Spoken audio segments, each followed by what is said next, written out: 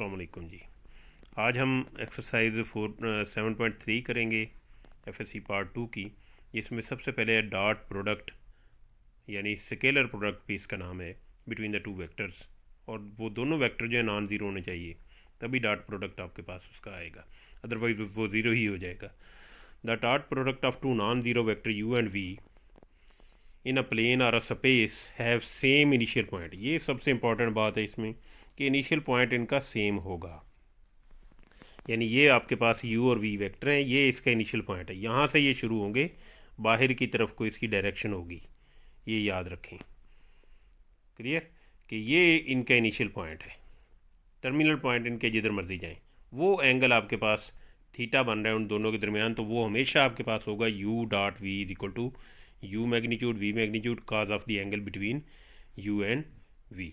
ये आपके पास है डॉट प्रोडक्ट, या इसे scalar product between the two vectors भी कहते हैं। स्केलर प्रोडक्ट इसलिए कहते हैं कि ये आपके पास नंबर आ जाता है, स्केलर नंबर आ जाता है, इसलिए इसका नाम भी स्केलर प्रोडक्ट है। अब आपके पास बेसिकली तो जो स्टैंडर्ड यूनिट वेक्टर्स हैं वो i j k होते हैं, आपको पता है। आई के साथ एंगल ज़ीरो होता है, तो आई डॉट आई क्या हो जाएगा, आई की मैग्नीट्यूड इंटू आई की मैग्नीट्यूड, आई की मैग्नीट्यूड 1 होती है क्योंकि यूनिट वेक्टर है। तो cos of the angle between the same vector वो हमेशा ज़ीरो होता है, तो काज 0 1 होता है, तो आई डॉट आई आपके पास 1 हो जाएगा। इसी तरह से जे डॉट जे भी 1 हो जाएगा और के डॉट के भी 1 हो जाएगा। ऑन दी अदर हैंड अगर आप आई और जे लेते हैं, तो ये आपको पता है आई अगर एक्स एक्सिस के लॉन्ग आपके पास यूनिट वेक्टर है आई, और जे यूनिट वेक्टर आपके पास लॉन्ग वाई एक्सिस है, तो उन दोनों के दरमियान एंगल 90 डिग्री होता है। तो आई डॉट जे क्या हो जाएगा, I dot J is equal to I magnitude into J magnitude, ये तो 1 1 हो जाएगा। Cos of the angle between I और जे वो 90 डिग्री है, तो काज 90 ज़ीरो होता है, तो आई डॉट जे आपके पास ज़ीरो आ जाएगा। इसी तरह से जे डॉट के भी ज़ीरो और के डॉट आई भी ज़ीरो, क्योंकि एंगल 90 डिग्री ही रहेगा। उसके बाद है उसकी कुछ प्रॉपर्टीज़ हैं स्केलर प्रोडक्ट की। परपेंडिकुलर होते हैं जब दो वेक्टर्स, तो हमेशा u डॉट वी उनका डॉट प्रोडक्ट हमेशा ज़ीरो होगा, ये आपने लेना है। अगर वो कहे कि गिवन वेक्टर्स आर परपेंडिकुलर, तो हमने u dot v is equal to zero लेना है। अगर वो कहे कि find out the angle if the vectors are perpendicular, तो वो आपने एंगल मालूम करना है जब वो वेक्टर आपको दिए गए होंगे उस फॉर्म में। ठीक है। उसके बाद आगे ये छोटी छोटी प्रॉपर्टीज़ हैं कि u डॉट वी ज़ीरो कब होता है, या u ज़ीरो होगा या v ज़ीरो होगा, या वो परपेंडिकुलर होंगे।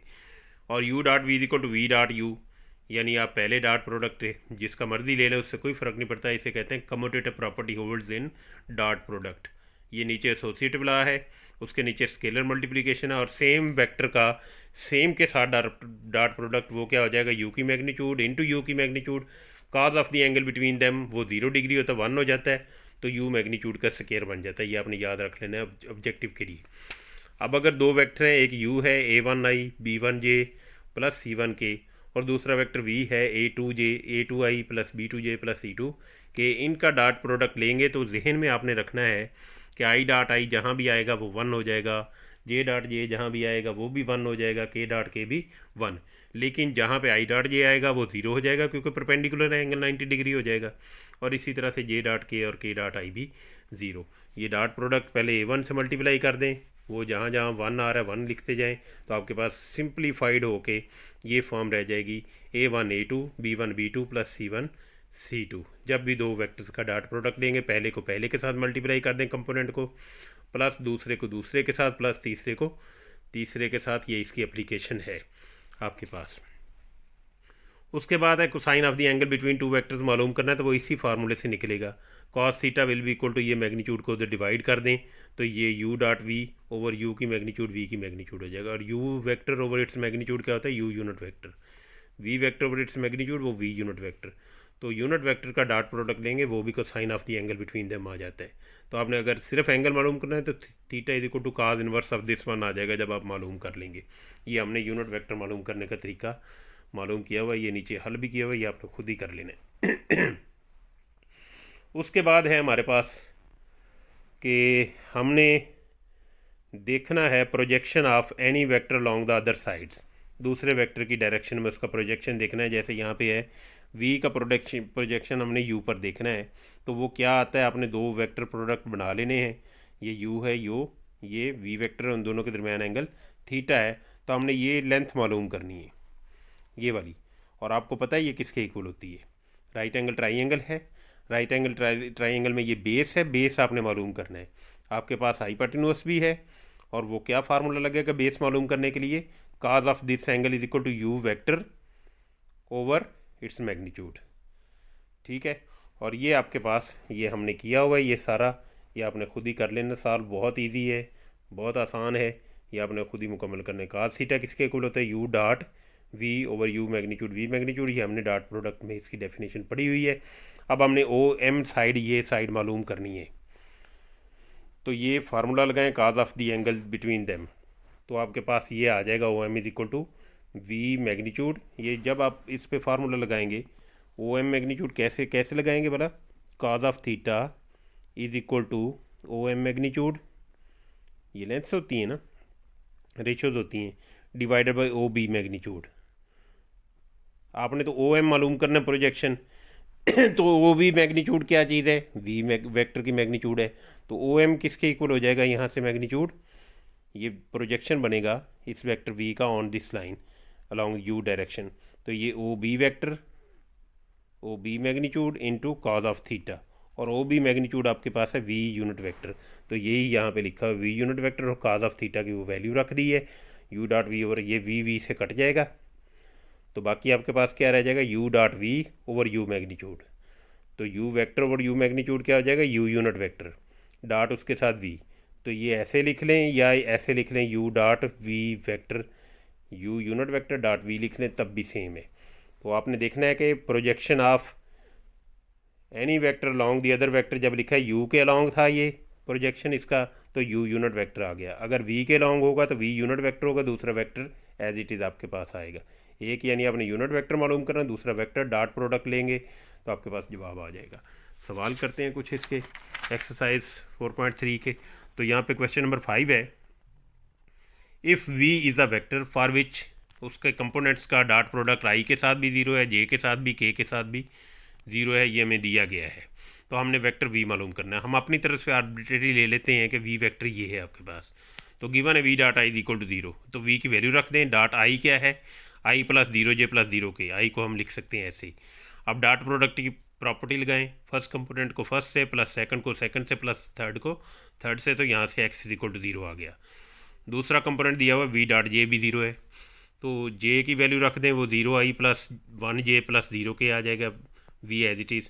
ये डॉट प्रोडक्ट लेके y भी ज़ीरो हो जाएगा, इसी तरह z भी ज़ीरो हो जाएगा, x भी ज़ीरो हो गया, y भी ज़ीरो हो गया, तो v वेक्टर आपके पास क्या बन जाएगा, zero I plus zero J plus zero के, तो ये एक नल वेक्टर बनता है जिसकी मैग्नीट्यूड ज़ीरो है। बहुत आसान सवाल है, ये आपने कर लेना। उसके बाद है क्वेश्चन नंबर 11 है। 11 में उसने कहा है कि प्रूव ये कोसाइन फार्मूला प्रूव करें, ये आपने फर्स्ट ईयर में भी किया था, लेकिन उस वक्त आपने ट्रिग्नोमेट्रिक फार्मूला से किया था एनालिटिकल अप्रोच लेकर, एक सर्कल बनाकर, यूनिट सर्कल बनाकर, लेकिन यहाँ पे हम वेक्टर मेथड से करेंगे। तो हम कहेंगे let O A and O B the two vectors making angle, O A makes angle alpha with x axis, और ओ बी जो है वो एंगल क्योंकि नीचे आ गया minus beta with x axis as shown in the figure. तो हमें देखना है कि ये एंगल क्या बनता है, ये ऊपर अल्फ़ा है नीचे माइनस बीटा है, तो ये alpha plus beta total angle बन जाएगा आपके पास। ठीक हो गया। हमने अब क्या cause of the angle alpha plus beta मालूम करना है तो सबसे पहले हमें ये ए के कंपोनेंट मालूम करने और बी के कंपोनेंट मालूम करने, फिर डॉट प्रोडक्ट का फार्मूला अप्लाई कर देना। तो इसके लिए क्या है देखें, ओ ए वेक्टर एक्स एक्सिस के साथ एंगल अल्फ़ा बनाता था, तो मुझे ए के कंपोनेंट मालूम करने के लिए ये डायरेक्शन, ये लेंथ चाहिए, हमें पता है किसी भी पॉइंट के कंपोनेंट मालूम करने हो, एक्स कोऑर्डिनेट के लिए ये डिस्टेंस चाहिए और वाई कोऑर्डिनेट के लिए ये वाला डिस्टेंस चाहिए।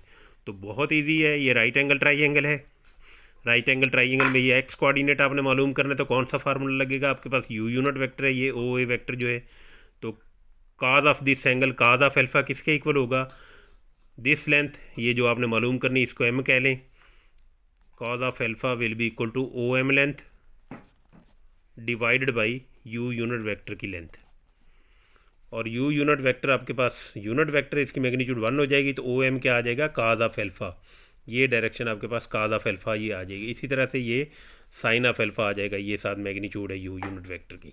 तो इसके कंपोनेंट क्या हो गए, एक्स कोऑर्डिनेट काज अल्फ़ा हो गया, वाई कोऑर्डिनेट साइन अल्फ़ा हो गया। तो आपने ओ ए वेक्टर बनाना है, तो cos of alpha I plus sine of alpha J. इसी तरह से ये अब ओ बी के निकालेंगे, एक्स और वाई कोऑर्डिनेट निकालेंगे, वो काज ऑफ माइनस बीटा और साइन ऑफ माइनस बीटा उसके कोऑर्डिनेट्स बनेंगे। ये हमने वेक्टर बनाना है। तो आपको पता है साथ में आप यूनिट वेक्टर, अगर पॉइंट के कोऑर्डिनेट आपके पास हैं कॉज ऑफ अल्फ़ा और साइन ऑफ अल्फ़ा, वेक्टर बनाना है आपने इसका।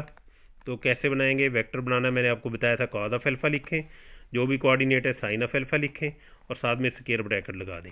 इसको खोल लेंगे तो ये cos alpha I plus sine alpha जे बन जाएगा। और इसी तरह से ये नीचे वाला, ठीक है। अब सिर्फ ओ ए और ओ बी का डॉट प्रोडक्ट ले लें। डॉट प्रोडक्ट का ये राइट हैंड साइड पे इनकी वैल्यूज़ रख दें। डॉट प्रोडक्ट का फार्मूला लगा दें, इसकी मैग्नीट्यूड इंटू इसकी magnitude into cos of the angle between O A and O B, वो आपके पास अल्फ़ा प्लस बीटा था। सिंप्लीफाई करें, ये आपके पास फार्मूला आ जाएगा। ये नीचे वाली आपकी एक्सरसाइज है, ये आपने खुद ही कर लेनी, बहुत आसान है। इसी तरीके से आपने ये मालूम कर लेनी। Thank you very much.